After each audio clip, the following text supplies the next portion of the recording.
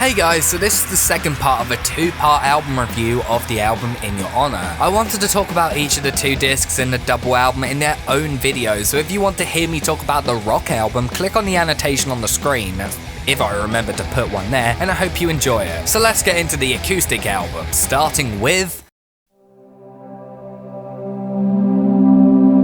In the intro to the first part, I said that the acoustic record is my favourite thing the band have ever done, and I stick by this. Every track is perfect in my opinion. Starting off with Still, one of the most soft and tender tracks on the entire album. Everything about this song is absolutely beautiful, with the incredibly atmospheric synths, the arpeggiated guitar notes, the soft bass, drum lines which are just hi-hats and side sticks, and of course Dave's gentle vocals. The instrumentation of this song is just incredible. Some of the most different and beautiful the band have ever done. It's a very somber and mysterious track about the ignorance and innocence of youth. The track is based around an experience Dave went through as a kid when he decided to explore and investigate the death of a guy who killed himself by sitting on the train tracks. It's a really disturbing, creepy story that creates this very unnerving aura to the track. The piano stab during the chorus helps create this very unsettling sound. The track as a whole is really atmospheric and a little bit creepy at times. It's a fantastic way to start the acoustic record because it's unlike anything the band had done prior. And that's exactly how you should start the most unique and strange album of your entire career.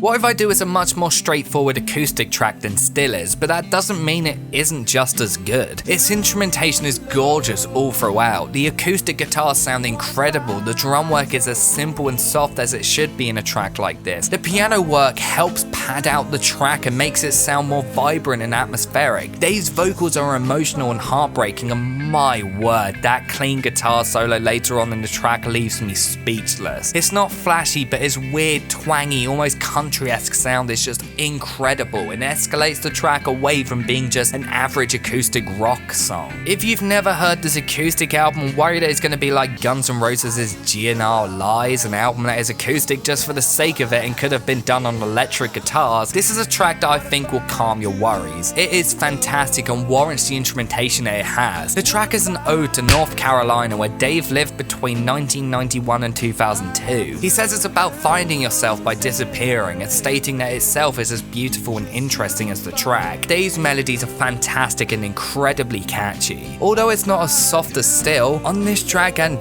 this half of the album in general, Dave shows off his chops as a vocalist. He proves that he can do much more than just scream into a microphone for 4 or 5 minutes. He has an incredible voice that leads this track all throughout. This is a track that all throughout is perfect. It's about as perfect as a song you can get.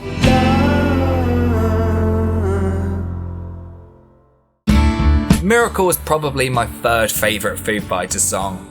I'm really ruining the top 20 video I was planning on doing after this series. This song is incredible, just pure perfection. The instrumentation is fantastic, the lyrics are beautiful, Dave's vocals are incredible, everything about this song is just magnificent. The song is about Dave having kids and that feeling after all the struggles in his life, holding his firstborn baby and seeing everything in a brand new light, a topic that would later be sung about even more on the following record. The lyrics are some of Dave's best, and the instrumentation is perfectly arranged. There's a beautiful violin line that even has a solo at one point. It's atmospheric and just beautiful. And also there is a fantastic piano bit played by the one and only John Paul Jones, most well known for being the bassist of Led Zeppelin, and pretty much everything he touches turns to pure gold. This song isn't one that I can talk about loads because I think it really speaks for itself and leaves me speechless every time I hear it. And also its use in Scrubs made for one of the show's best uses of music in my opinion. And anyone who knows Scrubs knows that it used its music perfectly. And I think that really speaks to the power of this song.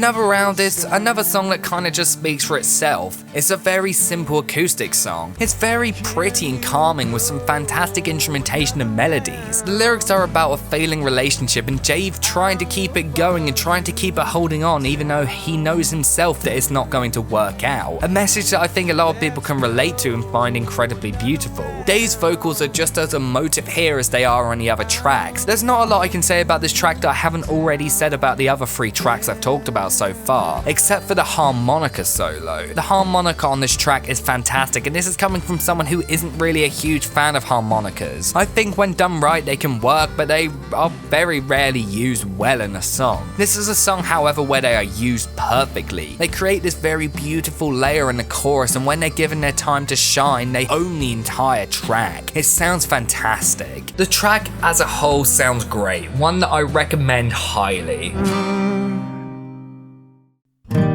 Friend of a Friend is possibly the most heartbreaking and emotional song the band have ever done. The song is just Dave's solo with an acoustic guitar. The song originates on Dave's late demo that I talked about in the intro to this series, and the song is all about first meeting and getting to know Kurt Cobain. Although originally it just sounded like a simple acoustic song, here it has a whole new meaning behind it. As a huge Nirvana fan, listening to this song is like kind of being punched in the heart. It's so beautiful and breathtaking. Dave sings in such an emotional way about his old friend, sounding like he could break down at any second. Although lyrically the track isn't great, I like how he didn't rewrite this song at all. He kept it the exact same as when he originally wrote it. Its placing on the album is perfect and a nice contrast to the other songs. Dave himself said that he liked including it on the album because every song is about moving into the future, so he liked the idea of having a song about the past. And this song is a perfect, simple and incredibly effective look back at the past before any of the fame and fortune happened. Before Nirvana made Nevermind became the biggest band in the world, when it was all about 3 close friends that all played music together, and for a musician like Dave to be open about his past and almost call back to those times by bringing this song back, it's something very beautiful. I love emotional acoustic guitar music. I'm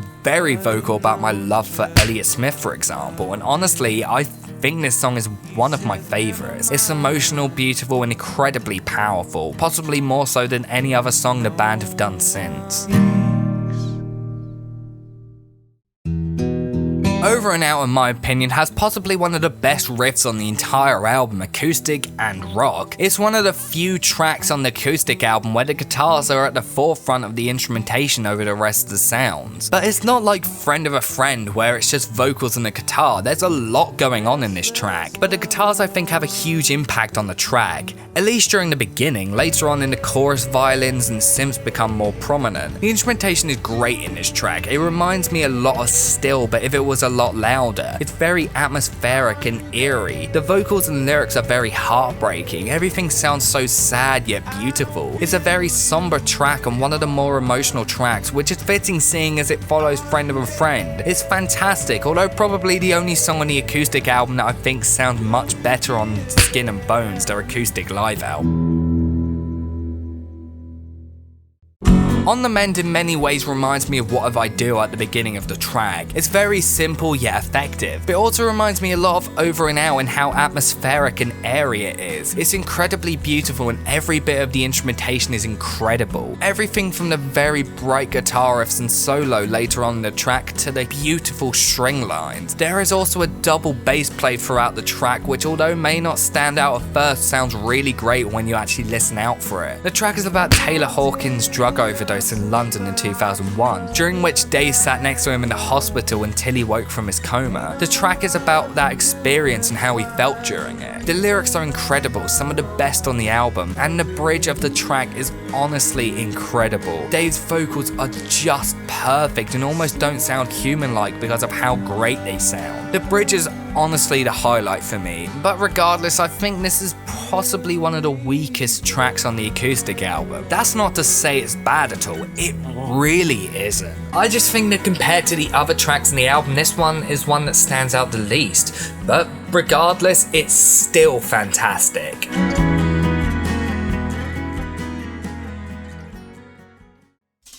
Virginia Moon is possibly the weirdest song on the whole album. The track sees the band go into bossa nova / jazz territories, and it leads to a very interesting and strange song, but one that is still beautiful and still has some fantastic instrumentation. Unlike some of the other tracks on the acoustic side, this track is kind of basic. There's just guitars, bass, drums, and piano layered underneath the vocals. The chord progression is so weird, it takes a while to really get your head around it. The vocal melodies do a fantastic job of managing to keep up with the track and never feel out of place. The track is a really pretty love letter to Virginia, Dave Grohl's home state. In the song, he sings about his home and how he longs to return to it. Although lyrically it's very simple and does repeat itself all throughout, the track is so beautiful, so melodic, and has such incredible instrumentation that it never really becomes a problem. The track is one of the very few Foo Fighters songs to have guest vocals also. Norah Jones does co-lead vocals with Dave. Their vocals are both incredible, they never conflict with each other, they never overpower each other. They seem to kind of sync together perfectly, which is proof that they are both incredible vocalists. The track is just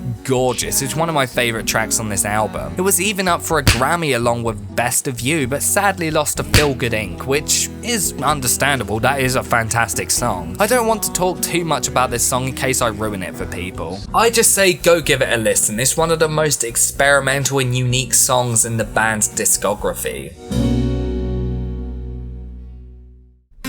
So, the acoustic album isn't completely depressing. The second to last track, Cold Day in the Sun, is a fan favourite and staple of the band's live performances, and there's a good reason for that. It's the only song to date where Taylor Hawkins and Dave Grohl switch band duties, with Taylor singing lead vocals and Dave playing the drums. And honestly, this is something that needs to change. Taylor's voice is really great, he has a very gritty Bruce Springsteen / Tom Petty style voice, which I think could play in with the band's style really well. And of course, Dave Grohl is one of the greatest rock drummers of the past 20 years. I'm not saying it should be a permanent switch, but maybe do it once an album. Sadly, they've not done it yet, however we don't know what Concrete Gold has to offer us. Cold Day in the Sun is a very upbeat and fun track. It has a very Californian feel to it. It's something that gives me visions of lying in the sun somewhere. It's really cool to see after all the doom and gloom that the rest of the acoustic album has to offer. This track has a very Eagle southern rock feel to it. It's catchy, fun, quite breezy. Although far from the best track on the album, it's one that I really like, and also one that kind of speaks for itself, similar to Virginia Moon. I can't really break down the track loads. There is some fantastic instrumentation though, including a fantastic acoustic guitar solo and beautiful organ playing all throughout. But personally, I prefer the electric version of it that they do live. It just kind of seems to fit the tone of the song much better than the acoustic version that they go with here. But regardless, it's still a very solid and fun track.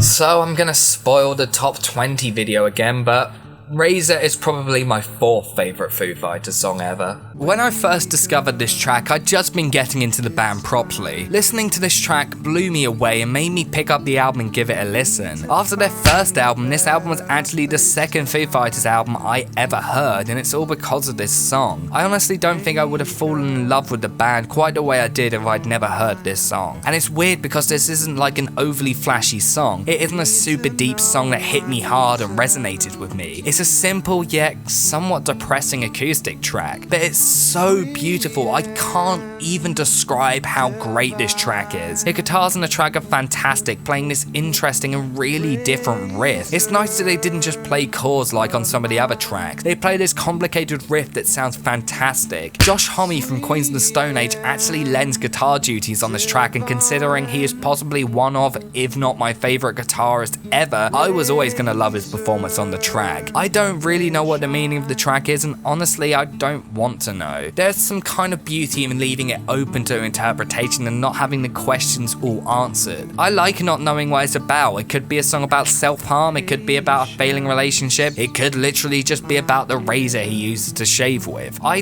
don't really care. The track is so beautiful that I don't want anything that could possibly detract from its beauty. It's a song that I can listen to thousands of times and never get bored of. A song that I find myself constantly playing on guitar and singing to. It sums up everything that makes the acoustic album so great into this tightly packed 5-minute track. It hits you straight in the gut every time you hear it. It's just a perfect song and definitely the perfect way to end this album as a whole.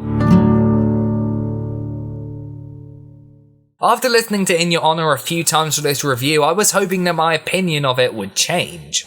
I want to love this album so much, but my opinion is the exact same as it was beforehand. The Acoustic album is by far my favourite thing the band have ever done, and possibly one of my favourite albums ever made. It's heartbreaking, beautiful, and full of so much more depth than anything the band had done previously and have done since. The instrumentation is some of the most interesting and beautiful I've ever heard. It is pure perfection, and if it was an album on its own, it would probably be in my top 20, possibly even top 10 all-time favourites. But the thing is, there's another side to this record. The rock half is just not really that good. It plays things ridiculously safe, and it comes off feeling insincere and uncreative. It's like they took the criticism that One by One got, and instead of trying different things, they just did the exact thing they did wrong before. It's not all bad. I do actually still kinda like 7 of the album's 10 tracks, but those 3 tracks I don't like are among the band's absolute worst. And honestly, even some of the 7 tracks I do like